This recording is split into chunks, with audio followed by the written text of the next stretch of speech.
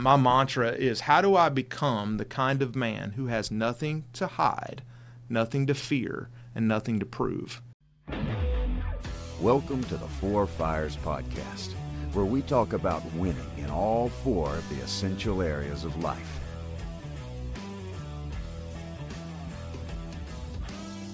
Welcome back to the Four Fires Podcast. If you enjoy listening to this podcast, please go down and leave us a 5-star rating and share this episode with a friend. It really helps us get all of this Four Fires content to more men so that we can accomplish our mission of building an army of four-dimensional men. Thanks so much. Live intentionally, and I hope you enjoy the show. All right, guys, welcome back to the Four Fires Podcast. Today I'm here with my friend Zach Thomas, who recently completed a level 3 30-day ruck, which is really impressive. So we're going to go through, and I want Zach to share his story and what he got out of the ruck, why is it valuable, and then, we're just going to talk about the 30-day ruck. And before we do, Zach, why don't you give the listeners a brief intro of who you are, maybe where you live, family situation, and what you do for a living. Yeah, so appreciate the opportunity to be here and share a little bit of my story. My name's Zach Thomas. I grew up in northwest Georgia, a little town called Cedartown, Georgia. Went off to the United States Military Academy at West Point and graduated from there in 1999. Was commissioned as an infantry officer, went through airborne and ranger training and all that, just really kind of trying to prove to the world that I was a man, and we could get into that later. But I had a lot of fun in the military, enjoyed my time there.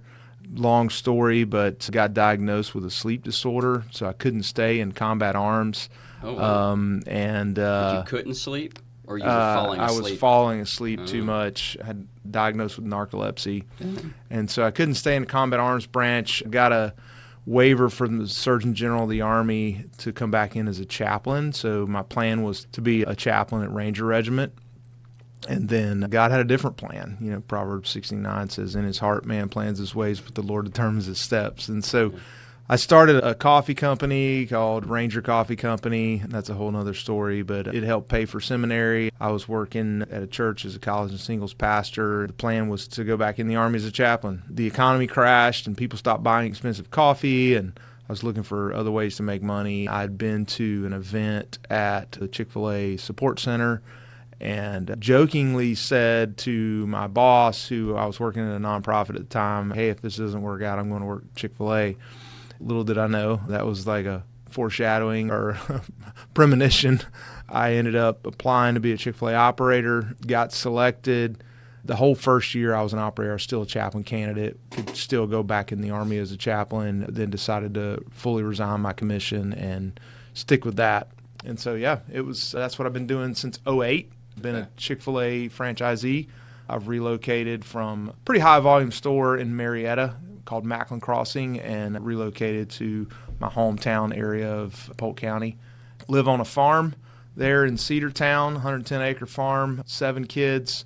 Married my high school sweetheart, Christy. My oldest will be 21 in November, and my youngest is 6. 5 girls and 2 boys. Life is very full and a lot of fun. So, that's my intro. That's awesome. Do you still have the sleep stuff? Yeah. Does that not affect you being able to drive or anything? I know when my sleep attacks are coming. If I fall asleep during this interview, just wake me up because that's why I'm drinking coffee. I do feel my sleep attacks coming on. Okay. It's not like you don't feel it coming and you just fall asleep. There's a thing called cataplexy, which is it's uncontrollable. Like if you have narcolepsy with cataplexy, you have no control. And you just, like if you ever saw the movie Deuce Bigalow, like he goes on this date and girl falls asleep in her food, and it's actually pretty funny. I can laugh at it myself, with having narcolepsy. But for folks with narcolepsy, it's not too funny because life is tough. It's every day is a constant battle. I live I tell people, if you want to understand what life is like with narcolepsy, stay up for 36 hours and then try to function with no caffeine. And that's my every day, all day, every day of my entire life. That's crazy because I've never stayed up for 24 hours.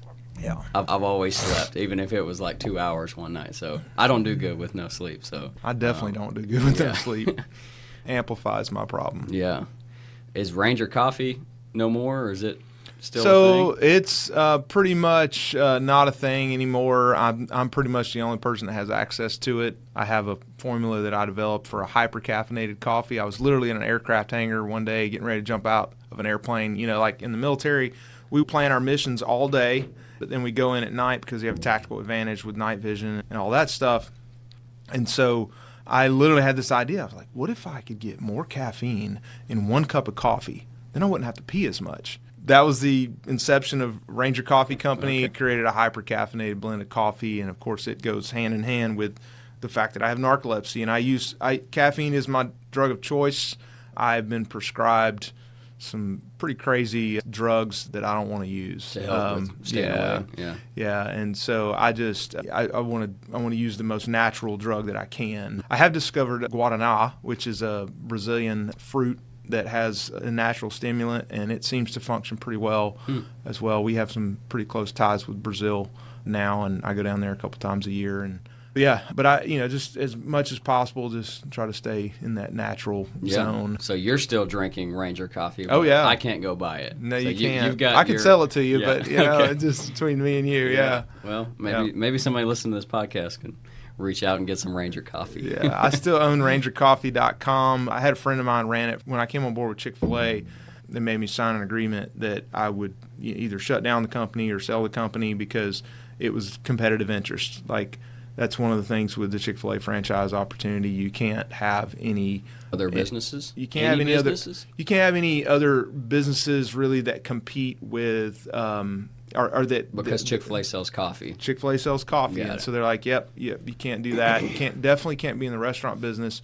You can have passive income, and you can do, there's things have loosened up a little bit over the years. Well, if you wanted to own a pressure washing company, could you maybe, as Okay. long as you had other people doing the work. as long as it's not taking you away from you being the best operator that you can be. The way our operator agreement reads is full-time best effort. And Okay. so, and you here at Four Tribes, like, y'all understand, like, full-time best effort for an entrepreneur is a different definition than full-time, for an employee-minded person. And so, I'm fully capable of doing more than one thing because I'm an entrepreneur. I was born with that DNA. So, Your brain's always going. yeah. Well, I actually want to let you explain to everybody, because I feel like I tell people what the 30-day ruck is like every day. Yeah. So I actually want, from your perspective, you went through it.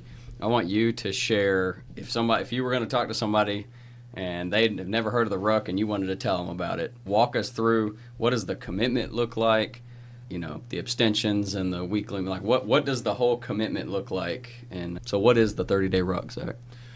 Yeah, so when Alan asked me about it, it was one of those things like, yeah, that sounds like it's going to be fun, like something that I'd be interested in doing. And for me, I was in a season of kind of backsliding, I guess is the right word. I'd gotten hurt at jiu-jitsu, and I was training pretty consistently, and then I hurt my knee, loud popping noise, and I'm like, uh-oh, that's not good. And so I'd really slacked off physically, and so I was like, but I was on the road to recovery, and so I was like, man, this would be a great opportunity to really, hold myself accountable with some other guys and get back to where I want to be physically. I'd put on probably an extra 5 or 6 pounds of just, and that happens quick. Sick because of your injury? Yeah, You because of the weren't as- engine not being active, for cardio and stuff. So yeah, the idea, of course, I didn't realize there were 3 levels, but you've already heard my story. Like, I just don't typically do things halfway. And so I'm like, sure, why not? Let's just go with level 3. So I'll say right here is I actually recommend people to not start at a level 3. Yeah. When someone's new to the Four Fires, or maybe even if they've been living in the lifestyle and they're like, it's time for me to do a ruck, I'm like, I recommend you start at a level 2. Yeah. Because the level 3 is like not a joke. Pretty intense. So that's Well, saying something for you to just jump in and do a level 3. Well, to be fair, I did ask ahead of time, like, hey, I need to kind of see this before I commit to it. And so you sent me what the first week would look like. And I look at it and I'm like, I'm already doing do a lot most of of this those stuff. things. Like, Yeah. this is how I live my life every day. So I really don't have to. It was funny because in the pre-week, you were like, hey, you might want to warn your family, like, you're going to be acting differently. And I was like, yeah, I don't really have to say anything. That's great. The most ideal situation. Yeah. So, I did tell them because, it recommended doing that. I said, yeah, I might do a few things differently. And over time, there were some things. They're like, yeah, that's different. Some tasks that were given. And so to speak to that, there's 4 fires. There's your people fire, your purpose fire, your physical fire, and your, hang on. What is it? Professional. Yeah, I should know that one. They all got a rhyme or start with a P, that alliteration. But so in each area, in each fire, there's a bunch of tasks that you have to do each week that fuel that fire. And so, a lot of the daily routine tasks were things that I was already doing. And so I really didn't have to make big adjustments. What were some of those routine ones? Well, I mean, like in the purpose fire, doing the, like Bible study, like do my daily devotion, my quiet time, like that's normal for me.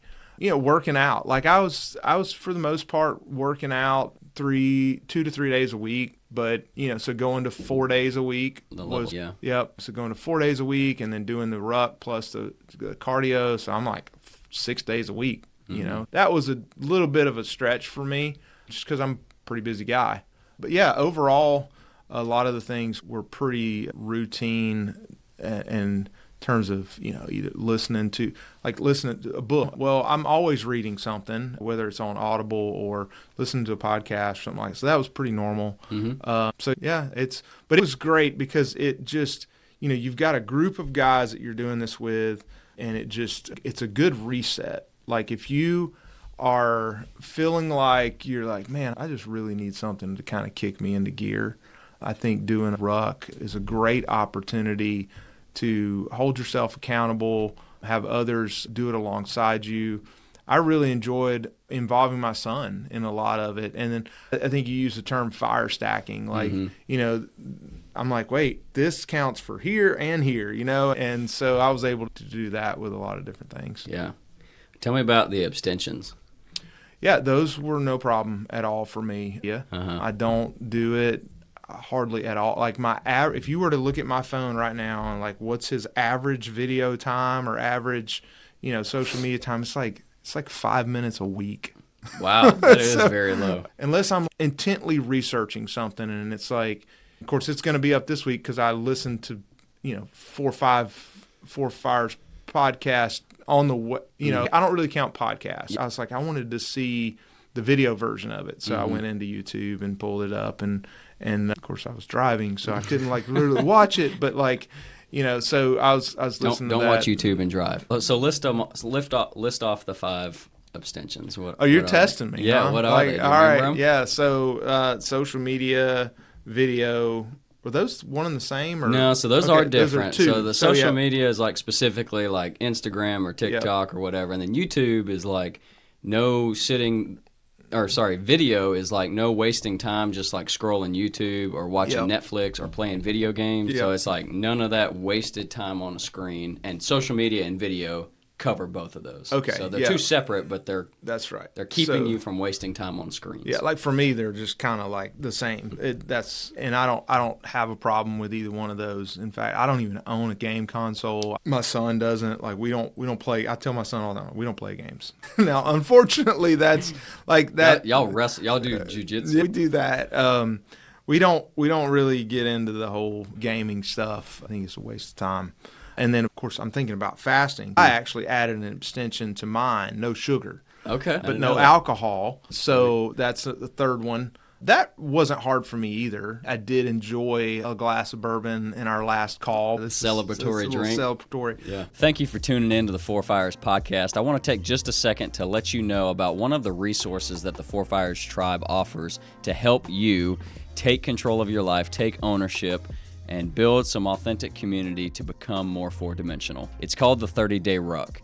It's a 30-day challenge to live 4-dimensionally. You commit to weekly tasks, abstaining from a few things, and having a Zoom call with your facilitator that's me, and the other men that are going through the ruck with you. It's a great way to encourage each other, meet some new guys that are trying to live four-dimensionally, and really hold ourselves accountable and commit to something and then keep our commitment to ourselves, to becoming a four-dimensional man. Visit our website, fourfires.com, to see more about the 30-day ruck and how you can sign up and reserve your spot today. Thanks, and let's get back to the episode. But my rule for alcohol is that it's got to be out of joy. So if I reach for the drink because I need to relieve some stress, or if I had a hard day at work, I need a drink. Well, that's exactly when I don't need to drink. Yeah. And so my rule for alcohol is it's always got to be out of joy, where I'm hanging out with some guys around a fire or, celebratory type thing. So I don't think I've had more than one. So today is what, June the 18th? 19th. I think I've had one drink since the drink that I had on our end call. Yeah, which was the end of May, or the very beginning of June. Yep, June. And it was a celebratory kind of thing. We're like, yeah, let's have a drink to that, you know, because it does kind of destroy your body. Oh, it's definitely not good for your rest and recovery. Yeah, one beer or one small glass of whiskey can destroy your sleep that night. Yep, I don't have a problem sleeping. That's for sure. But the overall recovery of your body, yeah, it's not good for you. All right, so we got alcohol, we got more. social media, we got video. The easy one for me to remember, because it just shocked me that was even on there, was like no sex with someone outside your wife, and I'm like I asked you guys, I'm like, you had to put that on there? Yeah, it's for, you might have, we've had some people in the past where it's like that's just where they are in their life. But also, if a single guy is going to do the ruck, because it's not just for married men. That's true. So if you're single and you're sleeping with your girlfriend, we're like, you need to not do that for 30 days. Yeah. And we encourage you to stop it until you get married. But can you go 30 days and not do that because, or what's the last one before I say what? Yeah, and this one is porn, which, so I'll tell my porn story.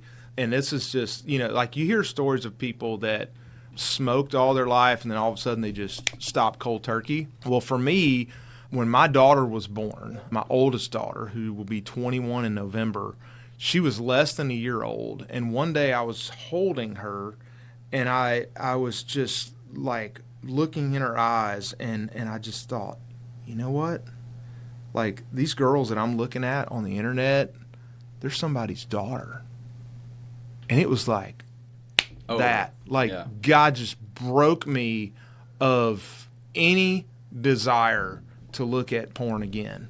And it's been 20 years since I've been offered, hey, look at this. I'm like, I don't want to see that, I can't say that I haven't like ever done like a double take or something. And so like I can't say that. But, like, it's more of like, wow, where do you go with that? I can admire God's ability to create beauty and then turn back and not go any further with that thought. And so yeah, I'm grateful for that. I'm humbled. I know that a lot of men struggle with that. And it's, there's a book called Every Man's Battle. I had that gift, that book gifted to me, and I read about half of it when I was like 15. And I think I gave it to my brother, but I never completed it. But I do remember it helped me through that time in high school. Yeah, but for me, it was just that one thought that these girls are someone's daughter, and if someone else was looking at my daughter that way, I would probably kill them. And so it's like, okay, I'm done. Yeah. And so I hope that helps somebody else. And if you don't have a daughter, it's hard to kind of get there. But one day when you have a daughter, you realize like, wow, okay, this is, I can't do this. Yeah. And so it broke me, just absolutely broke me. Yeah. And so that wasn't hard for me. I mean, it had been 20 years since I'd looked at porn. So didn't really have a problem there. So. My dad shared that with me when I think I was like 12, and it was on the computer. My dad saw it, and he's like, he knew it was me, and so we had the conversation. And he told me my dad was phenomenal on walking with me and helping me through all of that when I was going through middle school and high school. Every young guy knows what that's like. He was trying to explain to me, like, that's someone's daughter, and I still don't have kids. And I still don't think that really helped me that much, that thought of that's someone's daughter. Because I still don't know what that's like. Right. And so it might be an even bigger shift. Not that I don't look at porn right now, but when I do have a daughter, it might even be more fuel on the fire of like, that you just don't do that. But what did help me was when I started dating at the time it was, so my wife now, we were dating, and we had the conversation, and I told her through a conversation we had with our small group there in college, somebody said something about pornography, and it was a guys and girls small group, and then the stat was thrown out that like 1 in 3 guys look at porn. And I said, I don't know, Rachel, I think I'd argue 1 in 1 have looked at it. It's not like 1 in 3 guys, two out of 3 guys don't like have the temptation or have never looked at it. But anyway, and she was like, so you do? And then I was like, yep, I have. And then that like crushed her. Oh yeah. And then I remember she, after the fact, she's told me all of this, but she like called her mom immediately and was like, I'm going to break up with Jeff. Like, this isn't going to work. Like, he told me he's looked at porn. And I was very bad in high school. But at that time, I was not watching porn in college. I was freshman year of college. And I just decided I wasn't going to do it anymore. And I for years was praying about it, because it's like, I don't think it's something you can beat on your own. I do think you need God to help you with it. But anyway, I'll wrap this up. But when I saw how much it crushed her, I don't want to do it because I understand that it's sinful and God tells me not to. And if I'm going to be a godly man, that's something it's a conviction that I'm like, a godly man doesn't do that. But the fuel on my fire, like the fuel on yours, was seeing your daughter. The fuel for me was, this crushes my girlfriend, and then it was fiance, and now this crushes my wife if I do this. So that was what, at this stage in my life, has been the most impactful thing for me. On like the motivation for not watching porn. Well, it's so much harder for your generation and beyond because of the access to it, right? Like, my gosh, we didn't have mobile phones or smartphones when I was a kid. It was like you had to know somebody whose dad had a subscription to Playboy. Like, I mean, that was it. And then you had to know where that was. It was like under the bed or between the mattresses or, something like that. One of the tasks in the Ruck was like, you got to stand in front of the mirror and take a picture of yourself in your underwear. And then you put it in your hidden folder on your phone. And I was like, wait, I have a hidden folder on my phone? Like, I didn't even know I had a hidden folder on my phone, because my wife and my kids have full access to my phone. It requires you to have a password. But I'm like, all right, my password is 1, 2, 3, 4, 5, 6. Everybody on the podcast knows the password to my cell phone. If my phone's sitting there, you can get on it. I don't care. There's nothing to hide. My mantra is, how do I become the kind of man who has nothing to hide, nothing to fear, and nothing to prove? And so, for many, many years of my life, I alluded to it earlier, like with my whole, airborne ranger stuff, like I had something to prove. Like I felt like I had to prove to the world that I was a man. But like, how do I become that kind of man who has nothing to hide, nothing to fear, and nothing to prove? Of course, nothing to fear except God. Like, fear God is the beginning of wisdom. But like, that's my, if you were to sum everything up about me, that would be it. Like, how do I become that man? That's so good. And then the last thing I was going to say on the abstentions is, the reason I've had people ask me, like, okay, we need to do tasks to build our fires, but like, why do we need these abstentions? And the reason that we put the abstentions together, one is those things are generally bad for us, or they waste time. And during the Ruck, you really don't have any time to waste. Like, you need to be really intentional with all your time. But Paul writes in I think it's 1 Corinthians, all things are permissible, but not all things are beneficial. So you can do whatever you want, but not all things are beneficial. And again, he says all things are permissible, so you can do whatever you want. And then he says, but I will be mastered by nothing. So the reason that we have the abstentions is, if you like to drink a beer or you like to use social media, those things aren't inherently bad, but can you say no to those things for 30 days? If you can't, they master you. Then they control you and they master you. So we've had guys go through the ruck, and they were like late 40s, and the guy I'm thinking of was like, I haven't gone 30 days without alcohol since I was 16 years old. Wow. And I was like, wait, you can't drink till you're 21. But anyway, he was like, I have been drinking every month since I was 16, and he was like late 40s.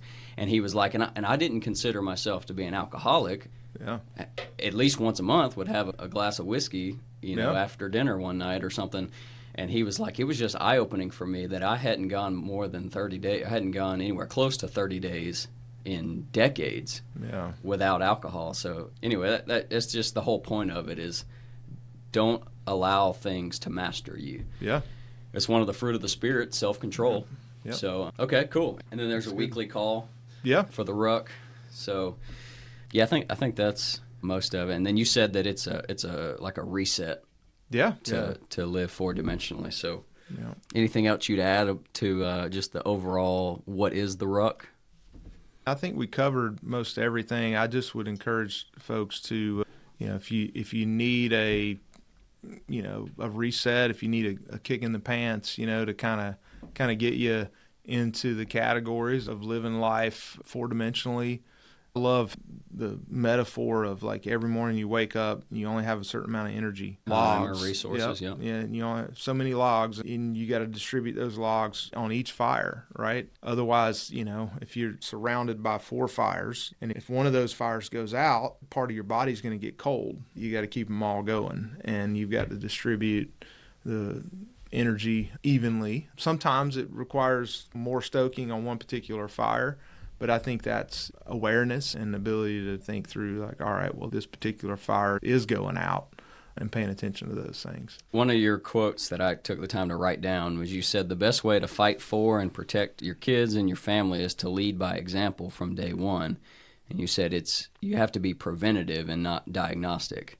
And then I think you were kind of alluding to the ruck is kind of that way, that it's supposed to be preventative for helping you like be intentional with your life, as opposed to like don't wait until like your wife serves you divorce papers to start working on your marriage or whatever the case is. So how do you see the ruck as being preventative?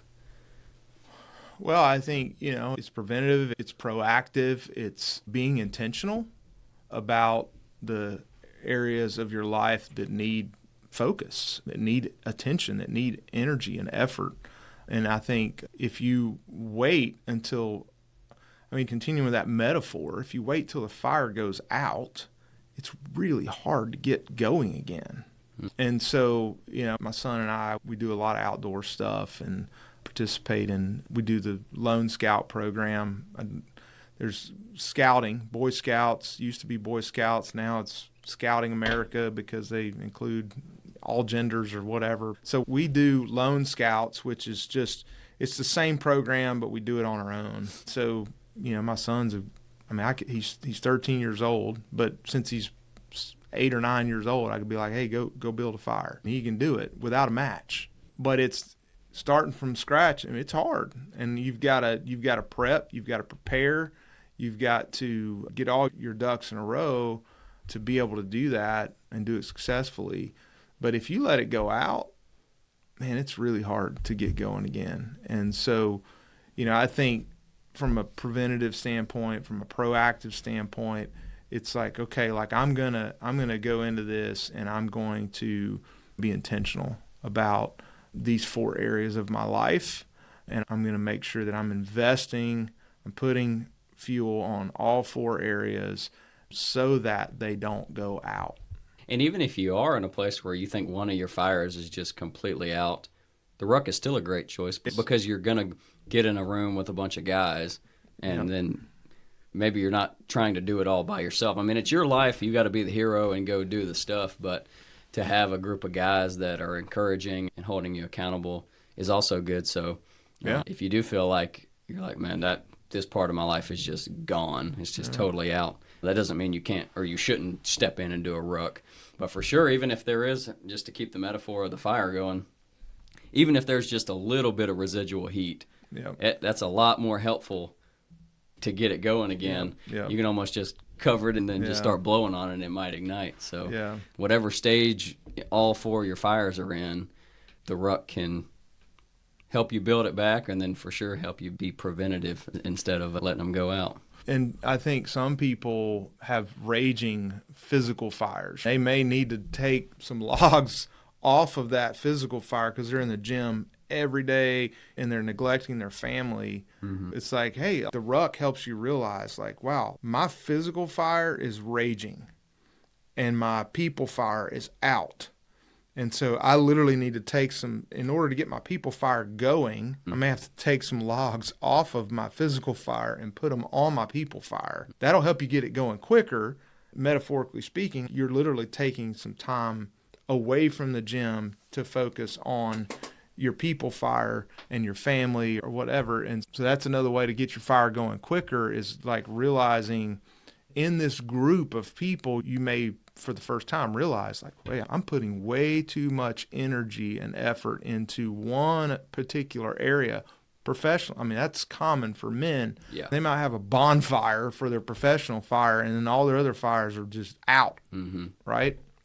And so that gives you external perspective, visibility, where you're talking to other guys and you're realizing, like, hey, I've let these things go out. And that doesn't mean you don't have to pick one of your fires or the other. I think it's both and. So, like, if you decide, man, I need to lay off on the professional, I need to spend more time with my wife, I need to spend an hour in the mornings or 15 minutes, whatever it is, talking to God and connecting with God, and I need to start working out. It doesn't mean it's bad that, so your example was your physical fire is just roaring. That's not bad. That's good. But let's be a little more balanced and make sure you're not neglecting this area. It doesn't mean you need to make the physical fire go out so that the people fire can become hot too. It's both and it's just all about balance, because if you're killing it physically and your people fire is terrible, and then you just decide, well, I'm never going to work out again because I need to build my family, and then the family's good, but then you're like destroying your body. That's not good either. Like, don't trade one for the other, but for sure it's good to recognize I need to calm down a little bit on this area so that I can build this one. It's both and. Hey guys, it's Jeff. Thanks for watching this episode of the Four Fires Podcast. If you're interested in becoming more four-dimensional, the best way, hands down, for you to do that is to start a Four Fires small group. Real life change always happens when we build authentic community and we're challenging each other, just like the Bible says, as iron sharpens iron, so one man sharpens another. If you want encouragement, if you want accountability, if you want deeper friendships with some men in your life, a Four Fires small group is your next step. Visit our website to see more information, watch the Session 1 video to see if it really resonates with you and if it's something that you want to lead a group of men through. Fill out the application, and I would love to talk with you and provide you and the men in your group with all of the resources and the tools that you need to be equipped and empowered to start this small group and to become the four-dimensional man that God created you to be. I look forward to hearing from you, and until then, let's get back to the episode. Well, even if you just think about your logs that you put on your fires as time, and you're saying, well, I'm putting all my time into my physical fire and not putting any time into my family, that's a problem. And so I need to cut back on the amount of time. Doesn't mean you're letting that physical fire go out, but I just need to cut back on the amount of time I'm putting in a physical fire. I need to, instead of spending 8 hours in the gym every day, I need to spend like maybe 4, cut it in half. You're still going to be a physical specimen at 4 hours a day in the gym, and put that 4 hours into your family. So the line that really gets me kind of like, man, you got to change your mindset, is when someone says, I just don't have the time. Zach Thomas gets 24 hours a day. Jeff Rice gets 24 hours a day. Every one of us gets 24 hours a day. I understand, like, you have busy schedules, but that comment of like, man, I'd like to put more time into my marriage, I just don't have the time. Or I'd like to exercise, I just don't have the time. It's like, you get to allocate your hour. Now, most of us are going to have most of our hours allocated to work. That's just kind of like naturally that's what's going to happen. 8+ hours a day you're going to spend working. But there's hours in the morning and hours in the evening that you can build these other fires. What were some other tasks in the Ruck we could just go by fire, or I'll let you just pick randomly. But what were some other tasks that you felt like yielded results for you that you were like, man, that I'm trying to remember what you stated. So for those listening, at the end of the ruck, everyone states what they're going to keep doing, what they're going to stop doing. Like if there's some task you're doing during the ruck and you're like, that's been good, but I'm going to choose to stop doing that just because of the intensity and all that. What were some things that you did during the ruck that you thought, I'm going to keep doing this one just because I really saw some impact? Well, I'm probably not the best example to ask this question because, like I said, most of the things that the ruck requires I was already doing. I do remember this specifically, like the rhythm at which I was working out physically, I wanted to keep that rhythm increased from where I was before. And so it did motivate me to work out a little more than I was, to put a little more on my physical fire. And so definitely that. I think being really intentional about, reaching out to mentors and being pretty intentional about those conversations, I think that's something that I would like to continue to do. I will say, like, the one thing that I definitely said I was going to stop is like, tracking my calories because that was a pain in the butt, which I did get something from that. I think it really opened my eyes to some things. But, I was like, I don't really think this is necessary. I don't think you need to do that for a year. I think the calorie tracking is good. Do that for 30 days. How many calories are you eating? And then step further, how many grams of protein, what's your macros? Yeah. But I do think that one is designed to just be an awareness habit for 30 days, just so that you know. So Chick-fil-A. Yep. A Chick-fil-A chicken biscuit is 450 calories. I'm pretty sure that's accurate. So for me to be able to know, if I go to some event and they've got a thing of biscuits for everybody, I'm just like, okay, breakfast, I'll have my coffee. That's just like 20 calories or whatever. As opposed to thinking about it as like the size of the food, because if you don't know how many calories are in something, then you probably are going to underestimate how many calories there are. Because you might think it's only 100 calories, and it's 4x that. I think what I learned was that carbs add up really quickly. And I'm like, wow, like I'm out of carbs by 2 p.m. Yeah, I noticed that. Or fat. Grams of fat go quick, too. Yeah, and so, I'd run out of carbs by like 2 p.m. in the afternoon. I'm like, well, I guess I'm just eating meat for dinner. Steak. Steak for dinner. Steak and vegetables, yep. So it's and we live in such a high carb diet, here in the States. I travel a good bit, and I spent some time in Brazil, and like my oldest daughter, she has all kinds of issues eating, but when she's in Brazil, she's fine. It's all of our processed food and sugar and carbs and all that, and so when I go to Brazil, it's great. I love eating in Brazil. Yeah, I've also heard that like you go to Italy and all of their pastas and breads and stuff, because they eat a lot of carbs as well. Yeah. But I've heard that people with like celiac disease can go to Italy and eat all of their carbs just because of the way that they're processed, or I guess not processed. Yeah, well, it's the same way in Brazil. I mean, they have a ton of pão de queijo. Like, I mean, it's just like bread with cheese, and it's everywhere, and everybody eats bread and sweets and stuff, but it's different. My wife, Rachel, will make sourdough.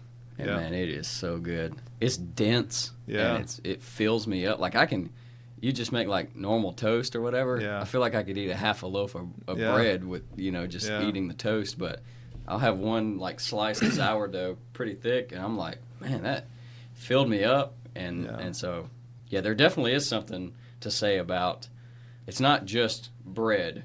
There are like healthier or unhealthier types of bread, or many other things that we can eat. So anyway, the calorie tracking, I get a lot of value out of that whenever I do a ruck. Yeah, because it kind of recenters me again. I was like, man, I am eating more. No wonder I'm a little bit dissatisfied, and how much I can see my abs because I am eating more calories than I think I am. Yeah. What about in the people fire? What's some more of the tasks that you felt like were even if they were something that you were already doing, just for the listener to get an idea of what would they be doing in the People Fire? Yeah. So, one of the things that, and I don't do this as often as I would like to, part of it is just I have a sleep disorder and I fall asleep most nights before my wife finishes brushing her teeth. I mean, it's like literally 60 seconds and I'm out in REM sleep. And so, but, so I had to be really intentional, like, okay, I'm going to stand beside the bed until you come in here so that we can pray together. Yeah, praying with your wife at night, at bedtime. I had to be really, really intentional about that. But reading a book with my kids, that's pretty normal for me. I do that most nights. I make up stories. Like, this is a dad hack, all right? So for all the dads out there, this is game changer. Okay, I'm ready. ChatGPT is amazing when it comes to bedtime stories. So I literally go in with my computer and we sit down at the edge of the bed and I'm like, all right, what do y'all want to hear tonight? And they're like, all right, we want to hear a story about an alligator who lived in the bayou in Louisiana, and his name was Boudreaux, and he liked to, eat gumbo. He was famous for his gumbo recipe. Type all that. Yeah, in and I'm like, ChatGPT. write a story and make it rhyme, and then I won't even tell them this, but I'll make it have a moral of don't tell lies. And so then, boom, I hit enter, and it just spits out this story, and then at the end of it, it's like, moral of the story is don't tell lies, and it's That's cool. really cool. I've had a lot of fun with that. I probably got a series of kids' books that I could just print out, sell that ChatGPT wrote for me. Man. My kids come up with the most random stuff. Some of it's just funny. Okay. Dad hack right there. Yeah, I'll remember that. Good one. That's good. I'm trying to remember all of the tasks. There's like, write a letter. Yep. That's something that most people are not doing in their in their normal routine. Yep. Is write either a friend or a family member a letter telling them why you're thankful for them. Yeah, that definitely was not in my normal routine. So that was out, it took some effort to do. I remember the hardest task by far for me was in the last week, and it was like, you need to invite a family member to lunch, a parent, a sibling, or an in-law. I remember thinking through this task, like, okay, well, I'm an only child, so I don't have siblings. Can't do that. And then, like, my cop-out was going to be inviting my brother-in-law, but then I knew deep down inside, like, I needed to invite my mom to lunch. But, my mom, we don't have the best relationship, and so, like, really just taking that step of inviting her to lunch was really hard for me to do. But I think it meant, she actually told me, she's like, it meant a lot to me that you invited me to lunch. And so even if we don't make it to lunch ever, she did tell me that it meant a lot to her that I invited her to lunch. So that's good. The thing with the 4 fires and the 30-day ruck is we say live intentionally. The whole purpose of it is can you be incredibly intentional with your time for 30 days? The purpose of it is not just, can you be really disciplined and do these things for 30 days, but it's really, after you've done it, you earn the patch and you're like, man, I did something that I committed to. So that feels good to actually keep the commitment to yourself.